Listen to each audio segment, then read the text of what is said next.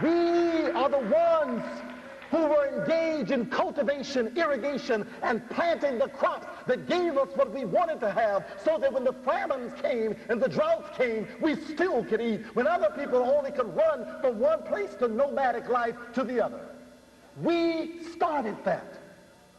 We are the ones who began to introduce reflection and intellectual development to the planet.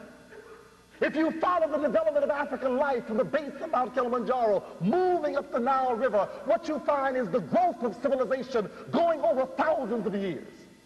You find people building temples and centers of learning. You find people molding out symbols of higher transcendent messages that begin to give man's mind the aspiration for higher and greater excellence, begin to tie together man's relationship to the heavenly bodies, and understand that the rhythms and the patterns laid out in the celestial sphere were no more than reflections of the celestial capabilities within the cosmic possibilities of the human mind itself. To begin to understand, listen, that the precision and the numbers known as mathematics, laid out in the mathematical form of the universe itself, could only be replicated in the whole numerical rhythms that are made up in the makeup of the inner soul of the human being. We were the ones who began to understand that as the stars laid out patterns of being in the sky, it also laid out patterns of being within the psyche of man and woman. To begin to understand that man and woman, who go having the appearance of separateness, were in fact the complementary sameness divided into.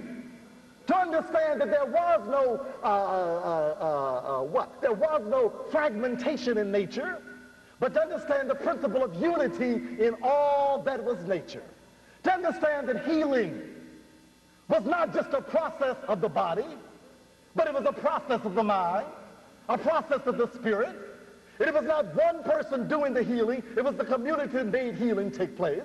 It was the process of bringing about rhythm in the beating of the drums to restore the rhythm of the body in order to bring back the smooth, harmonious flow of the principles of life within the body.